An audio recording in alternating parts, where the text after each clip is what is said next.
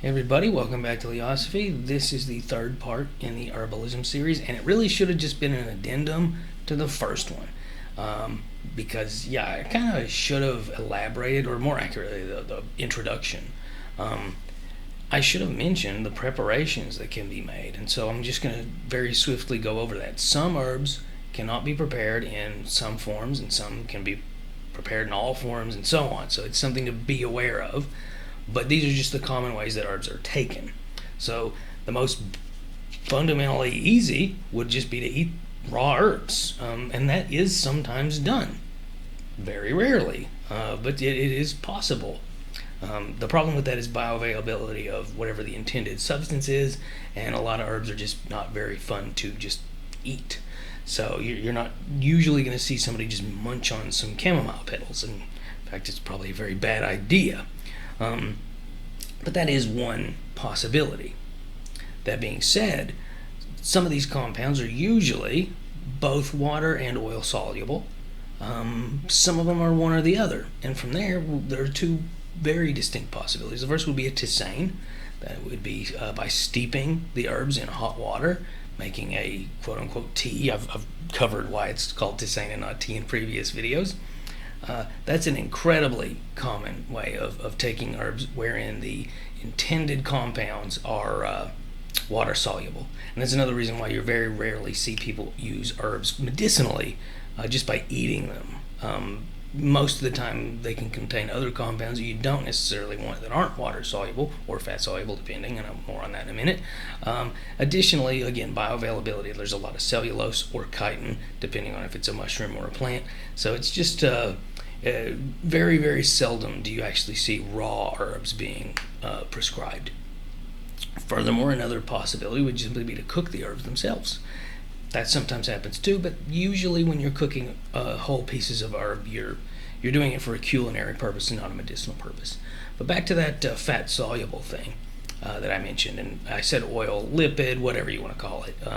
The stuff in salad dressing that's not water based. So fats, and aka lipids, aka oils, they're a great way to extract the lipid soluble compounds that you might want in a plant.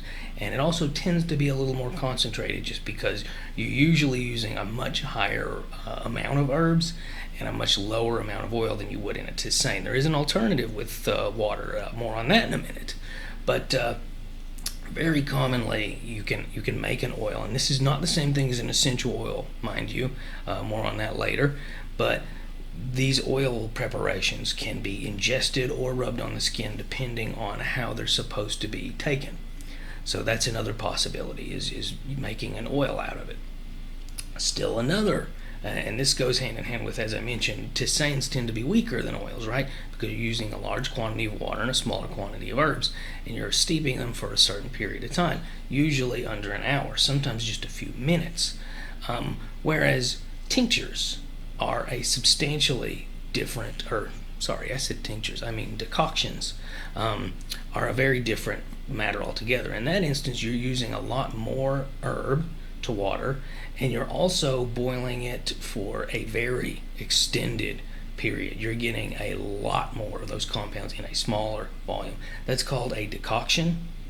Sometimes they are so reduced that they are more like a syrup than a proper aqueous solution. And that's a way to ensure if somebody needs a dosage that is a higher proportion of the compounds needed, then it's a great way to go about doing that. Since I Freudian slipped tincture in there, some compounds are a little harder to dissolve in water or a lipid, and in other instances you can dissolve them, but they're simply inclined to degrade in water or oil. So in that instance, you can make another very, very concentrated dose called a tincture, because alcohol, as I've mentioned in previous episodes, is first and foremost, more so than just being a intoxicant, it's a phenomenal solvent. It dissolves just about anything. So if you want to integrate a substance into alcohol, it's great for that. That's why it's called spirits, actually. If you put a solid substance in it, the essence the things that are found in that substance tend to get dissolved into the alcohol. That's why if you soak, like, just an example, peaches in vodka, next thing you know, in a very short span of time, you've got peach vodka. The same thing applies to herbs, and that includes some of their medicinal compounds. One thing to bear in mind, though, when you're making a tincture and not any of the more belly suitable compounds, alcohol is absorbed through the stomach, and it's absorbed very quickly. And so there are two things to know about that. One, you're going to bypass a lot of the digestive tract altogether, and so you could end up with much higher concentrations of whatever those intended compounds are very quickly. And in fact, that's actually found in modern medicine very often. You see the quick release medicines where it's like, oh, this one just takes 30 minutes to kick in instead of 2 hours. Yeah, it's because it uses alcohol as a base. That's almost always the deal with that. And sometimes this can be a bad thing because sometimes the body is supposed to change a compound into something else. You could sort of compare it to cannabis. When you smoke cannabis, you're taking THC into your lungs and absorbing it instantaneously. Whereas if you ingest a cannabis edible, what you're really doing is you're actually breaking it down into a different compound, and that's why they're so vastly different from each other. Well, the same thing applies when you're dealing with tinctures versus tisanes, decoctions, and oils. So something to just bear in mind.